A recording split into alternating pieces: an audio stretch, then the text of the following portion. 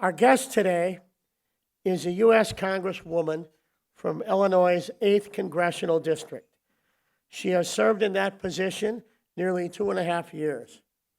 Our guest today is number one, the first Asian American woman elected to Congress in Illinois. Thank you. Number two, the first disabled woman to be elected to the United States House of Representatives. The first member of Congress born in Thailand. How about that? There we go. She is a graduate of the University of Hawaii and earned a Master of Arts in International Affairs, and recently her PhD in Human Services with her dissertation in Medical Records the Master of Arts was George Washington University, so that's worth a round of applause. She is fluent in Thai and Indonesian. She and her husband, Brian, an Army major, and we have to hear about her beautiful daughter, Abigail, live in Hoffman Estates. Ladies and gentlemen, Congresswoman Tammy Duckworth. Tammy?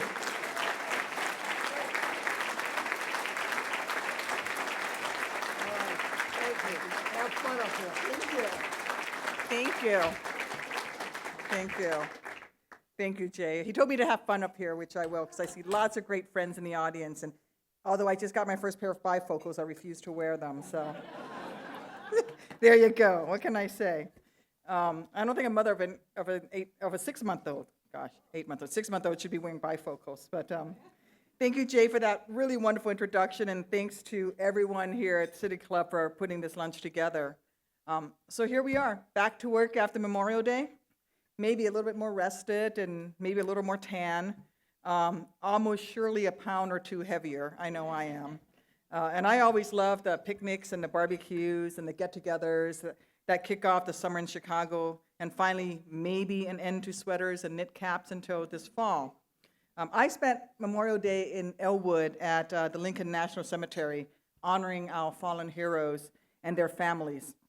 But beyond the parades and the bunting and the eating, there's, of course, a more solemn dimension to Memorial Day. And hopefully somewhere along the way over this weekend, you stood for a moment of silence at a parade, attended a memorial service, or just watched a tribute to our fallen men and women on TV. And in that moment, you thought about Memorial Day, thought about this great country of ours and those who sacrificed everything to keep us safe and free. Most recently, we lost Corporal Sarah Medina of Aurora, an immigrant who joined the Marine Corps after she graduated from high school, who just passed away on a humanitarian mission in Nepal when the Marine helicopter she was riding in crashed into the mountain, Urah Marine. But I've got a slightly different take on Memorial Day. You know, for me, in addition to honoring those who gave their last full measure of devotion to this nation, I think about the ones who have given almost everything but their lives.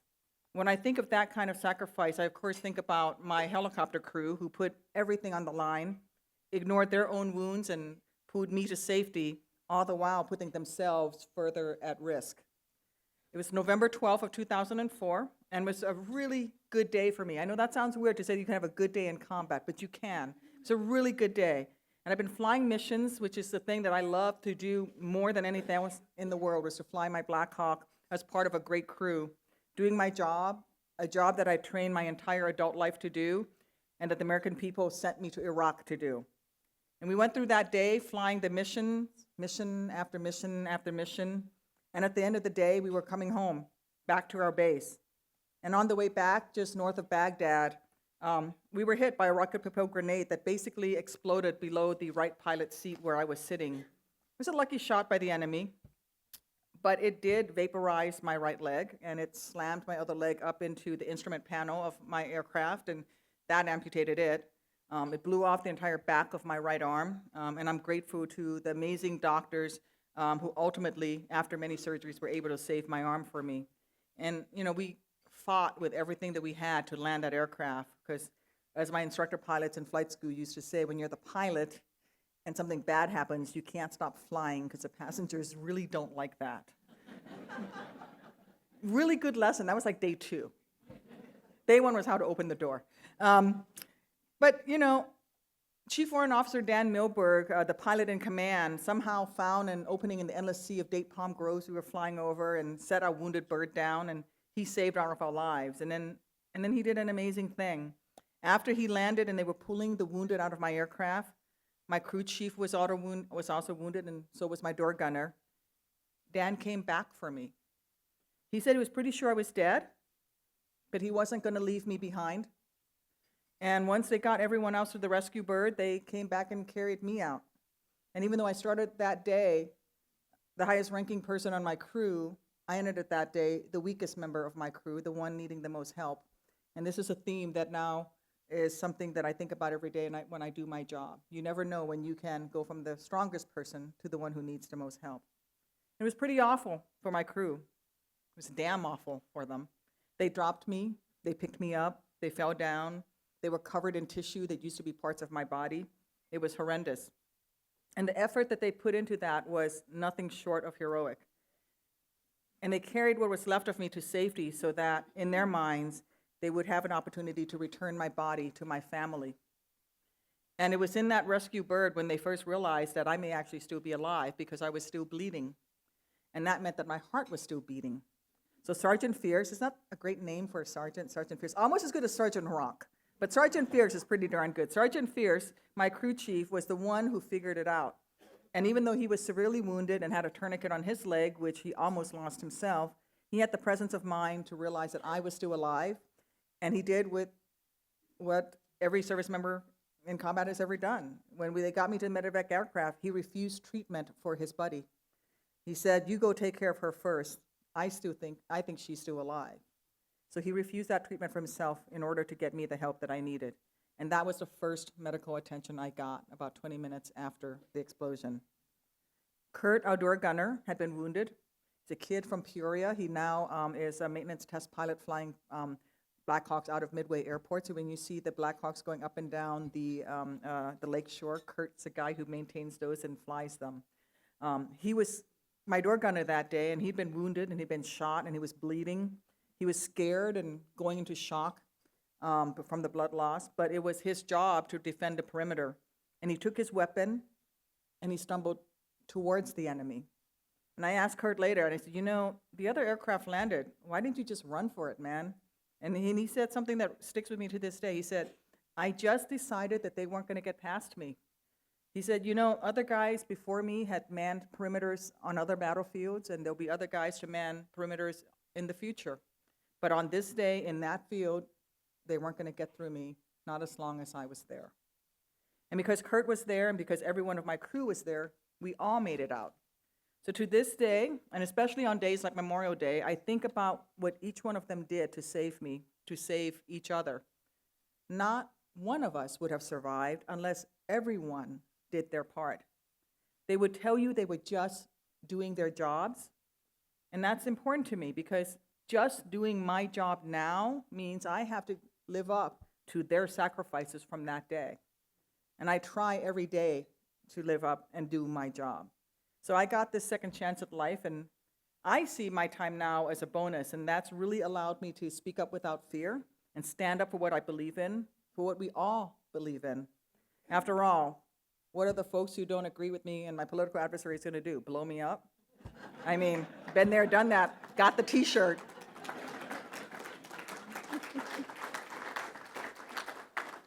So I'm at Walter Reed, and I'm recovering, and I realize I have the second chance, a chance to start my life over. And as it happens, I happen to be the highest ranking amputee at Walter Reed for a period of time. And I ended up starting to help other vets because we as a nation were not prepared for the number of wounded coming home from the war. We thought that we would be at war for 2 weeks, and we would be greeted with flowers and candy. And instead, we entered into a protracted war with men and women who were severely wounded who would live for the next 60 to 70 years, if we're very lucky, because they're all in their 20s, with these wounds. And that's how I became a veterans advocate, because I just happened to be the highest ranking amputee there.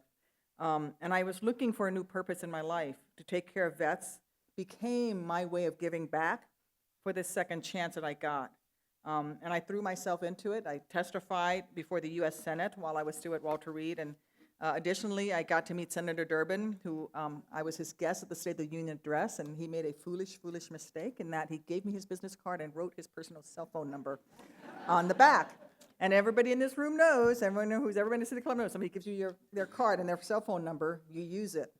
And so I started bugging him, right? Whether it's business or advocacy work. And I started bugging him, and I began speaking my mind about the war in Iraq. And, to me, having been in combat and seeing what it really meant, I really felt that I owed it to the men and women killed or wounded to make it clear to all who lead this nation what a dear price we pay when we send troops into harm's way. So that's why now when we look at what's happening with ISIS or ISIL, whatever you choose to call them, and we look at America's potential future involvement in foreign wars, I will be there to make sure that whatever we do is worth the true price. Are we willing to make that payment? It's great that on Memorial Day, we honor and we those who sacrifice everything. But for me, I think we need to honor those who sacrifice for our country by helping the ones who made it home to get ahead in everyday life. And that's become my life's mission.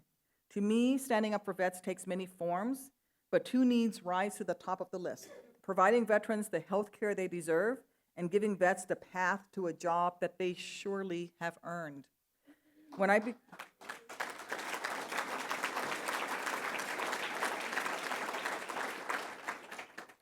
became the director of Illinois' Department of Veterans Affairs, I took charge of an agency that operated 4 nursing homes. But I also made sure that our over 50 field service officers actually left their offices and went out and found veterans wherever they were across this great state. Because not every veteran lives in Chicago or the suburbs. Not everyone lives in a big city. I made sure that our folks got out from behind their desk and traveled to every corner to make sure that vets had access to the care that they need. We also here in Illinois started the very first in the nation 24-hour hotline for veterans in crisis, because anxiety and panic don't just happen from 8 a.m. to 4:30 p.m. weekdays, which was what the VA's crisis hotline's operating hours were. So while I was director in the Illinois Department of Veterans Affairs, we also passed a tax credit for businesses that hired returning veterans. We're one of the first states in the country to do that, because we need to understand the sacrifices that businesses make, and we need to support and incentivize businesses when they do the right thing. Today, that tax credit, which was $600 back in 2007, is now worth $5,000 in the first year for each and every veteran of the Persian Gulf or 9/11 conflicts hired by a business in Illinois. So if you are a business owner and you're about to hire a veteran, and they're a veteran of Persian Gulf War or 9/11, you get a $5,000 tax credit from the state of Illinois for your firm in gratitude for you doing that. But you're going to get more than a $5,000. You're going to get a hardworking, dedicated employee who's not afraid to guarantee his work with his own life, which is what he had to do in the military. Later, President Obama appointed me Assistant Secretary for Public and Intergovernmental Affairs, a big old title. And I became essentially the voice of the federal VA. And among my top assignments was coordinating VA's effort to end veterans' homelessness. So we started the Veterans Homelessness Initiative. Since we started that program in 2009, the number of homeless veterans has dropped by over a third in this nation and continues to fall. The remaining veterans are the persistently homeless. They are our greatest challenge, and we have to do more to help, because everyone in this room is dishonored when a veteran must lay his or her head down to sleep on the very same streets that they defended. We are all dishonored when that happens. But I got frustrated at the VA. I got frustrated with the massive bureaucracy. I got frustrated that things were not moving fast enough, that sometimes it felt like I was playing whack-a-mole. And I realized that some of the fixes had to be legislative, which is why I decided to run for Congress in 2012. And when I got to Congress, one of the very first pieces of legislation I worked on was the Troop Talent Act, which we were able to pass significant portions of it. So when they say that a freshman in the minority can't do it, we did it. Because I was a helicopter pilot, I was one of the few people in the Army who got my Army job qualifications certified in the civilian world. I automatically got my FAA pilot's license just by taking another written test. But so many of our veterans don't get the civilian certification for the jobs that they have mastered in the military. So one part of the Troop Talent Act actually requires the DoD to match whatever certification a service member has in the military to the one that they can use in civilian life. So that if they're a medic in the military, they are also trained and given the chance to simultaneously get an EMT license. If they are a military truck driver, they should be able to have a CDL before they leave the military. That way, when these men and women leave the military, they don't have to start all over again.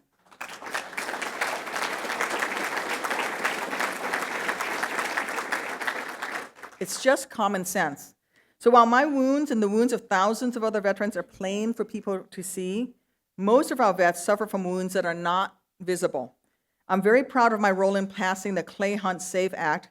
It's named after Clay Hunt, a young veteran I was able to meet because he was advocating for mental health services on the Hill, and then he tragically took his own life because he lost that battle himself. This legislation, which was signed into law this year, increases access to mental health care for veterans. It provides tuition reimbursement for mental health professionals who go to work at the VA for treating veterans. It's also going to require VA to start a webpage that has all the information of all the places that vets can get help, whether it's at a VA facility or not. It starts a partnership with VA and community mental health providers so that veterans living far away from a VA facility can go to a local mental health provider and get the help that they need. And most recently, I was proud to lead the fight against, and I try to be very bipartisan, but this one unfortunately was not. I was proud to lead the fight against a Republican-led effort to delay protections that keep predatory banks and payday lenders from preying on military families.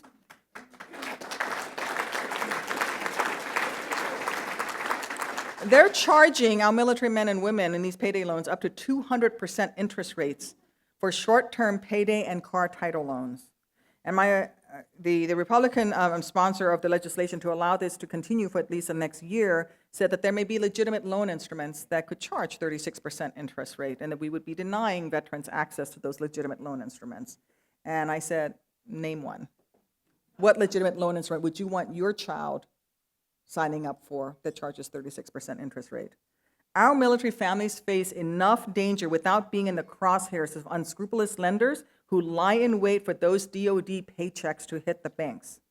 While the rules of Washington dictates that a freshman or sophomore member in the minority party can't get anything done, I'm proud to say that every Democrat on the Armed Services Committee joined me with 5 Republicans, one of whom is a combat Army Ranger, to block that assault on the wallets and credit rating of military families. And we won that battle at 4:15 a.m. So we can do it. And when they try again, we'll band together to protect our military families, and we won't give in, and we will not be defeated. Now, Memorial Day is not the only holiday in May that I love. And a couple weeks ago, I celebrated my first Mother's Day with my baby girl, Abigail. She's an angel. I don't care if you have babies in your family, grandchildren, nieces, nephews, or your own. Mine is the most beautiful, most advanced and clever little girl there is. So just give it up. It's no contest. My baby girl is my gift. In fact, part of her middle name, Okalani, goes back to my time as a youth in Hawaii. It means gift from the heavens. I didn't think I was going to be able to be a mom. I'm a 47-year-old mom of a 6-month-old. So I was planning and talking with my husband, Brian, about maybe having children. And then I got deployed to Iraq, and I was 35 at the time. And then we talked about maybe someday having a child after my deployment, which was an 18-month deployment. And but then I was wounded. And by the time I recovered and got my life back together, I was 45. And it seemed like time had passed us by, and I wasn't going to have this opportunity. So when my little girl came into the world last November, it was truly a miracle, with a little help from Northwestern University Medical Center. Thank you. And she is a gift, and I love every single sleepless minute of it. And it's tough being a working mom. I'm not going to kid you. It's hard to work full time and take care of my baby, and it's hard to get up tired and go to work when all I really want to do, like this morning. I love all you guys, but she was laughing, and she was the cutest thing, and I just wanted to sit at home and hold her. But I want her to have a great life, too. And like most moms, in order for my baby to have a great life, I've got to go to work. And if I can do a little something every day that's going to make the future better for her and for other kids like her, then I'm going to do it. And many people in this room have done it themselves. You know, I believe that having Abigail has made me a better public servant, and here's a couple reasons. I knew that balancing my career with my daughter would be a challenge, and it's something I planned for before she was born, but the one thing I didn't consider was airports. And airports would become one of my biggest obstacles.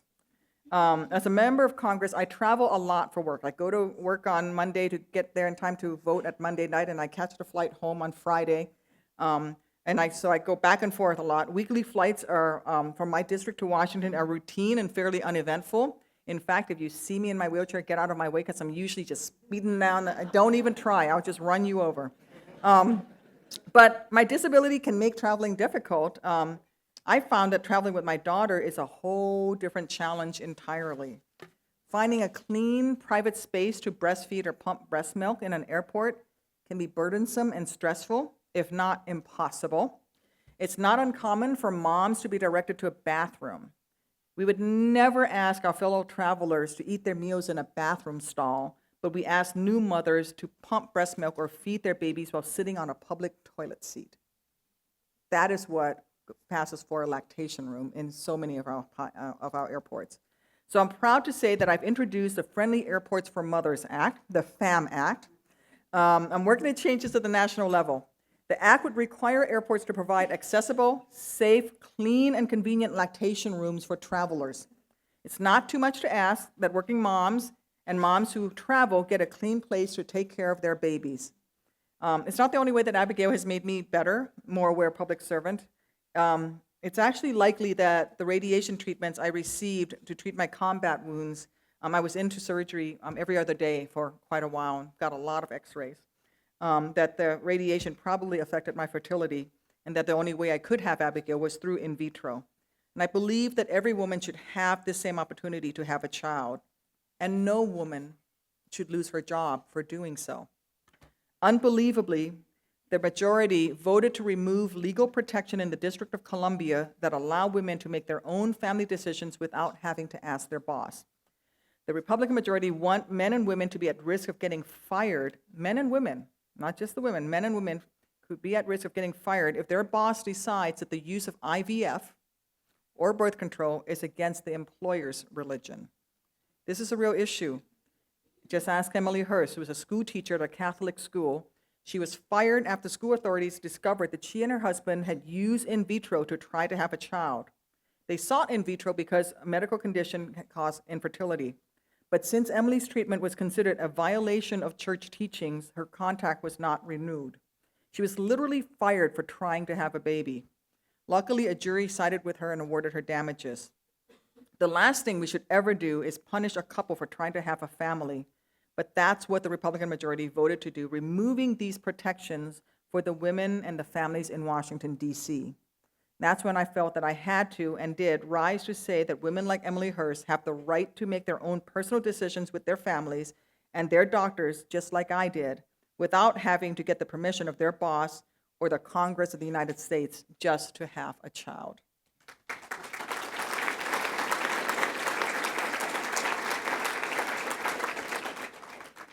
Even families who can have children without extraordinary measures are under extraordinary pressure these days, just trying to make ends meet. While the economy is taking off for some people, most Illinoisans I talk to haven't seen a raise in years, but they still see their bills creeping up each month. When a woman earns less than a man for equal work, it's not just the woman who suffers, it's her entire family. In Illinois, right here in this state, on average, a woman earns approximately $12,000 a year less than a man. That's $12,000 a year, not just her, but her family has to pay bills. That's $12,000 a year less that they have to spend on meals for their kids, on school clothes, or maybe a math tutor. And so we are really hurting ourselves when we don't pay attention to the needs of women, because the needs of women are really the needs of family. Same goes for paid maternity leave. If a woman can't work full-time because she doesn't get maternity leave or because she doesn't have childcare, we're not just hurting that woman. We're hurting her entire family and ultimately our entire economy. It's time for Congress to wake up and understand that these are not just women's issues. They are economic issues. Unequal pay, lack of maternity leave, and lack of childcare hurts every business and every family in this country. So we need to get to work and fix it. I'm not alone in this fight for working moms and veterans and middle-class families. I actually have a band of mothers who inspire me and who've been with me on this journey from war and recovery to new careers and yes, motherhood. I don't know if you saw the Today Show last Labor Day. Get it, Labor Day. When I joined 4 other women combat veterans, we were 4 of the 5 women, 4 of the 5 first women to lose limbs in combat. We recovered together, Walter Reed, but we all got pregnant and had babies within 6 months of each other. 10 years later, and we all shared the ultimate joy after having been the band of sisters to become the band of mothers. We all shared that ultimate joy in life 10 years after surviving hell on earth. And it reminds me and reminds all of us that nothing is impossible in this life.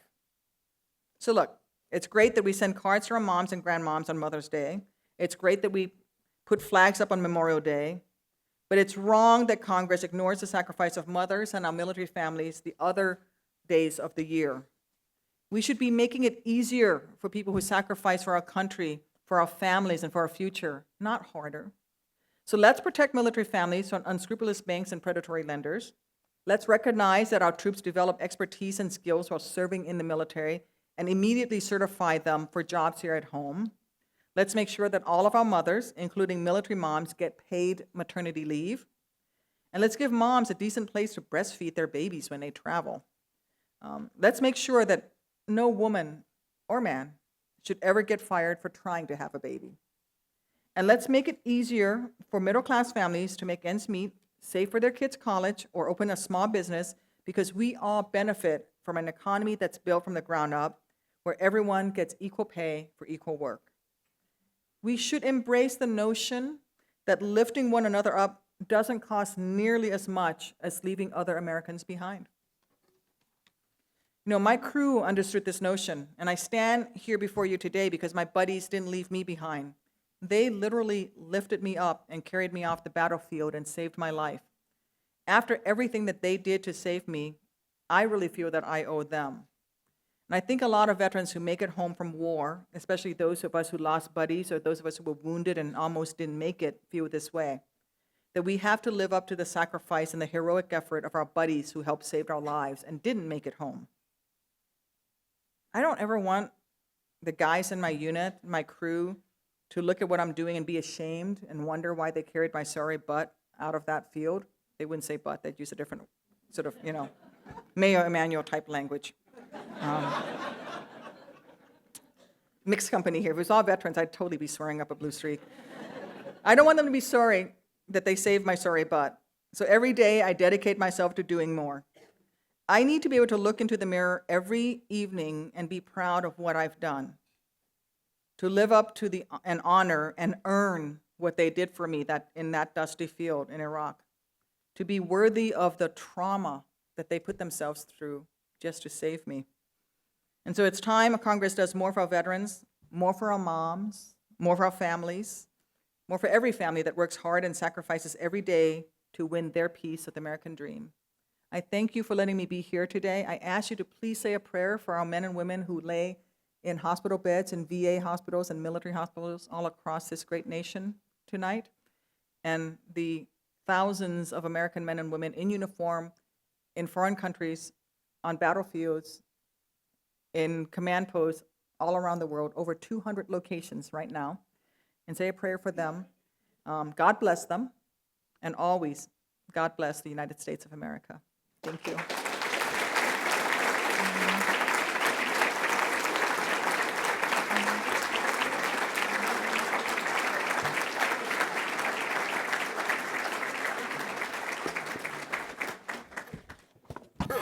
Okay, we have some questions. All right. Let me Few scooch over. biggies for you. Okay. Well, this is just if you flew a helicopter, so this fits. Excellent. Ed Bird Hoffman. Ed Bird. I didn't plant it. Crowd's a little slow today. Don't worry about it.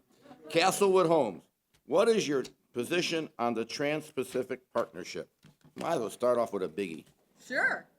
I have real reservations with it because it doesn't have enough protections for manufacturers. And I represent in my district one of the largest concentrations of tool and die manufacturers in the nation. In fact, most of those businesses are small businesses, 100 employees, somewhere around there. And my concern is that when we enter into a trade agreement, it needs to be one that has a rigorous regime for inspections and making sure that our partners don't cheat. And from what I've seen of the trade TPP that I've been allowed to see, that's inadequate. I'm all for trade, but our trading partners can't be allowed to cheat. And I'm worried about currency manipulation. The last time that we allowed currency manipulation to take effect, it was Japan, and it wiped out a quarter of the tool and die manufacturing industry in this nation. That is American know-how, American manufacturing capacity that didn't come back. And so with the TPP, the administration has to do a better job of convincing me that there are rigorous inspection regimes. One of the questions I asked was about rules of origin labeling, country of origin labeling, excuse me. And for those of you who are less familiar with it, what it says is that a partner country in the TPP, when they put a sticker made in that country, say Vietnam, that the product that is getting free entry into the U.S. to compete against American goods is actually truly made in Vietnam and not in some other nation. My fear, and this is the problem when you deal with countries that have a history of cheating and not being enforced, having rules that are not enforced, is that you're going to get products labeled made in Vietnam but are actually Chinese made. During NAFTA, when that agreement was done, the country of origin labeling said only 65% of that product had to be made in the country that's a partner country, and the rest could be made somewhere else. And when I asked the trade negotiator what we were negotiating to for TPP, they wouldn't tell me. So it could actually be less than that. And so my manufacturers in my district, who, by the way, have lost significant amounts of intellectual property products and manufacturing to Chinese-made competitors who buy their products on spec and then never order it, but then they find the exact same thing that they invented for sale coming out of China, could really be devastated. American tool and die manufacturing could be devastated if we don't have enforceable mechanisms that are rigorous in the TPP. Now, the other thing that I'm worried about with TPP is food safety. I have in my district quite a few food processors, and while I would love entry into the New Zealand market because they have dairy restrictions, and I have Nation's Pizza in my district, and I would love for them to have greater entry, I'm worried about things that are labeled consumer products that are labeled made in product of Vietnam, like vitamins or food that come into the United States, and there's not adequate inspection regimes in the TPP as I've been allowed to see it. And that puts American consumers at risk. I don't want to be taking a prenatal vitamin or Flintstones vitamin or whatever give to my daughter that I don't know what the contents of that vitamin is. And just because it's labeled made in a partner country, but there's no inspection regime, that puts American consumers at a disadvantage. So whatever we do with trade, I just want to make sure that there is adequate inspection, that we don't allow the partner nations to get away with things like currency manipulation, and that we protect American manufacturers who do live and play by the rules. And in my district, that means American manufacturing and the small businesses that compete on a daily basis internationally with countries like China who cheat on a who cheat on a regular basis. So that's my position on TPP. Congressman, we have a lot of questions. Watch this. A little shorter answers. Oh, sorry. I'm worried about my tool and die guys. Yeah. I know. I'm not John Boehner, but Dave Lundy. Where are you, Dave? City Club member. Another firm, I won't even mention it. Mark Kirk said it right here, has made clear his view that the Iranian nuclear deal is a disaster and a sellout of Israel. What are your views? You could take my time, Joe, like that one. Well, I think the irresponsible thing that has been done here was when Senator Kirk was one of the 47 to sign the letter undermining our commander-in-chief in negotiations with Iran. I don't care what party you belong to.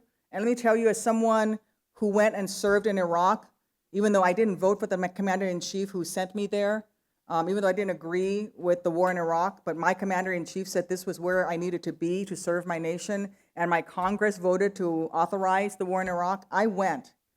You do not undermine your own nation in a letter to a foreign head of state of another country that has "Death to America" as their slogan when you are a representative of this country. I think it's absolutely irresponsible.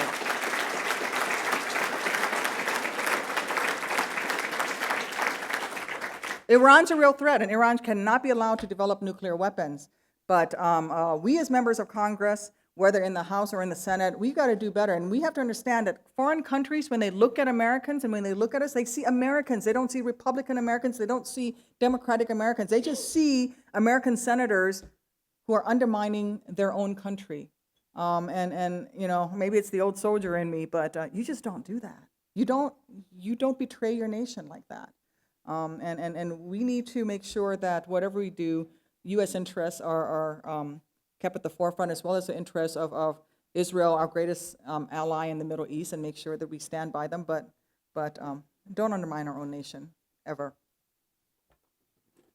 A little. I could just scream. You don't have to keep moving, don't you? It's They physical all- therapy. They all want to hear me anyways. Oh. Easy, Brian, just easy. I was trying to be polite. Patty Eiler Garden, shift a little bit. No question, just our sincere thanks, not only for your service, but for speaking and putting a real face in the true price of our veterans pay for our freedom.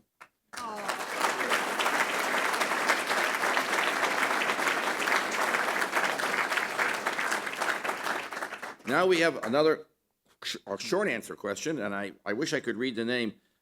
Is that Aurora? Austriaco.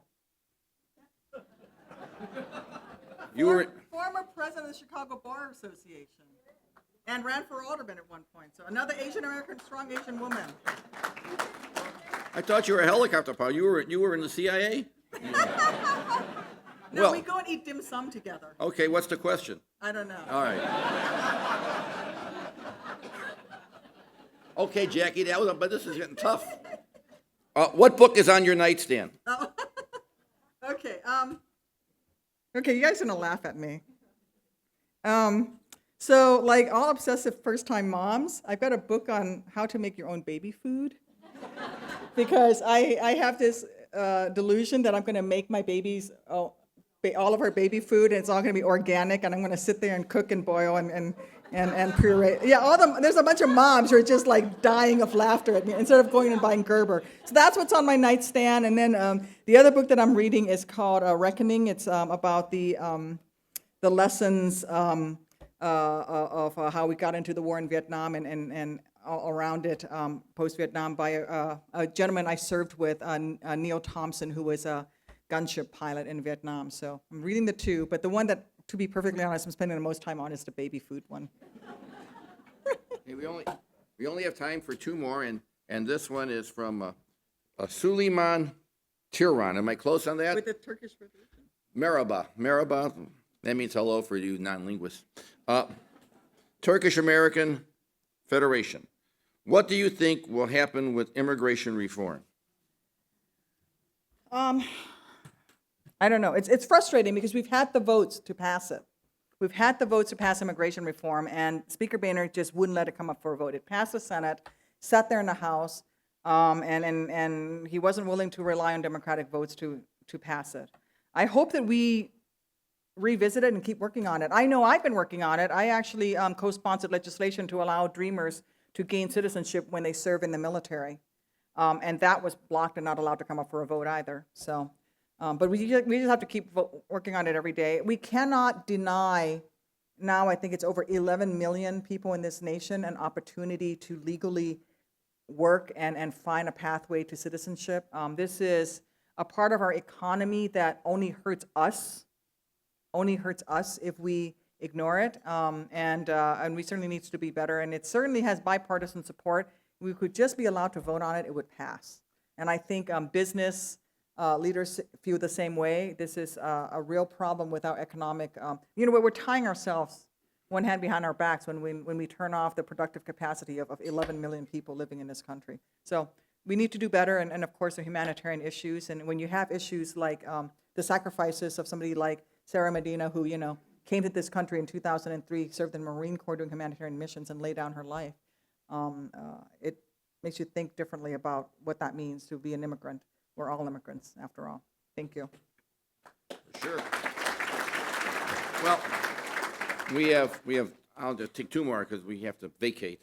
By the way, here's a fellow who will be one of your great supporters, Mark Wermuller. Where are you, Mark? Way in the back. Oh, you're up front. You're moving on up, huh? Mark, so ask this question to every speaker. He's not picking on you. Give it a short, quick answer. Last year, you said here. You got this? Is that true? Okay. No to a federal bailout of the Illinois pension mess. What is your current thoughts on the pension crisis? He asks that to everybody, and we usually get very terse answers.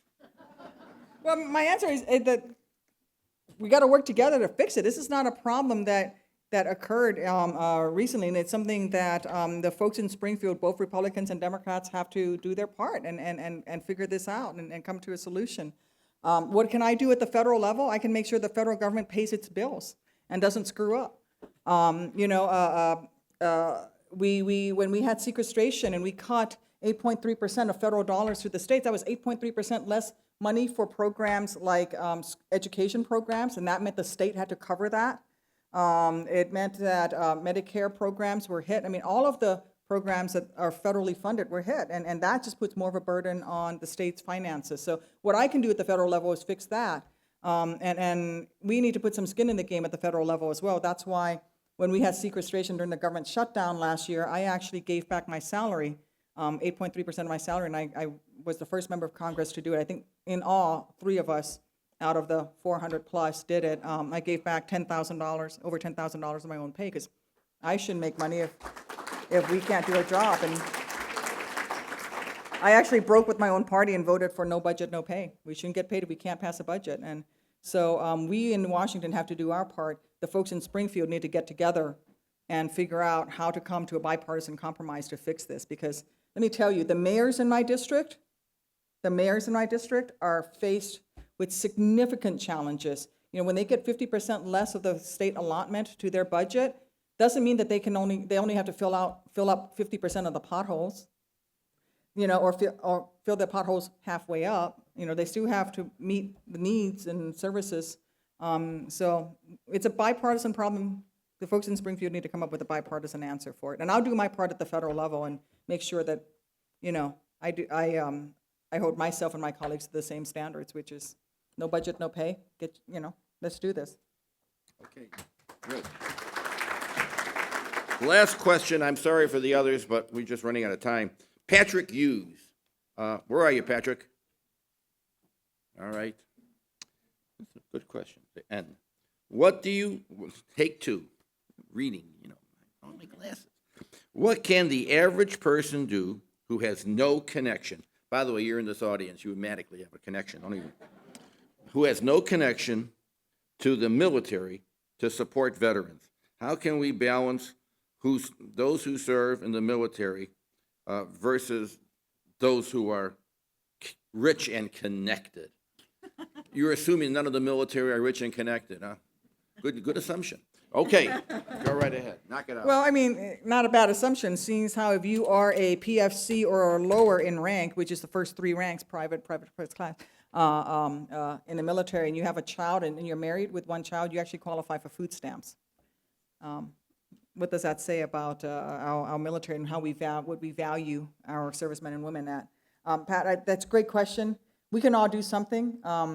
What I learned working on the homelessness initiative, that the greatest predictor of a veteran becoming homeless is not mental health issues, it's not drugs and alcohol, it is inability to find a job. Inability to find a job. Take a chance. Give a veteran a job. And if he doesn't quite, or she is not quite the perfect fit, take a chance, bring them on, give them the training. You're going to find someone who is so dedicated to you, These are folks, after all, and I said this earlier, but I don't think I explained it in detail, who guarantee the quality of their work with their lives. When Sergeant Fierce gave me the keys to my helicopter, and yes, helicopters have keys to start, I don't know why. It's not like someone is going to jack it. But when he gave me the keys and the logbook to my Black Hawk and said, Tammy, I inspected every oil level, the hydraulic fluid is there, the safety wire is correctly adjusted, the cotter pins are in place. He didn't just, salute me and send me on my way. He climbed into that aircraft and put his butt in a seat right behind me and guaranteed the quality of his work with his own life. That's what these vets are willing to do and what they've done their entire time that they've served. Don't you want an employee like that? Imagine advertising for someone to come work in your business and you say you must be willing to guarantee quality of your work with your life. No one would ever apply. So give a veteran a job. Take a chance. You're going to benefit from it. And you're going to give them training, help them, because they will do what, for this nation, this generation, what the World War II generation did. When we gave the World War II generation the GI Bill, for every dollar that we spent on services to World War II veterans, they gave back more than $10 in productivity over their lifetime. This is a money-making proposition for this nation. It is a money-making proposition for our economy and for your businesses. And I'm really emphasizing jobs because of the audience I have here today. They're great. There are lots of organizations that you can work with. We've got Dive Hard, Jim Elliott, right here, who works with disabled youth and adults and veterans, teaching them scuba diving and giving them a different form of therapy that actually has medically been proven to help them recover. Pat Hughes, who asked a question, has actually made 100% of all service stations, gas stations, in the military, on military bases around the world, accessible so that a veteran or family member who's wounded like me, who drives a car and can't get out and gas their own car, can actually put gas in get gas in their own gas tanks.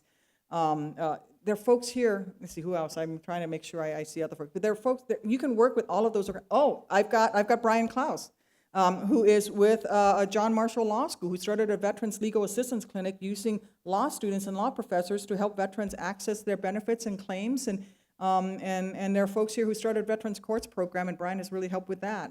So you can do all of those things, and I ask you to do that. But first and foremost, help them get a job. Help them get a job, because that's the overriding thing that will allow them to take care of their families and have a piece of the American dream that they fought for the rest of us. They deserve it. Thank you. Tammy, we got your pizza here. We got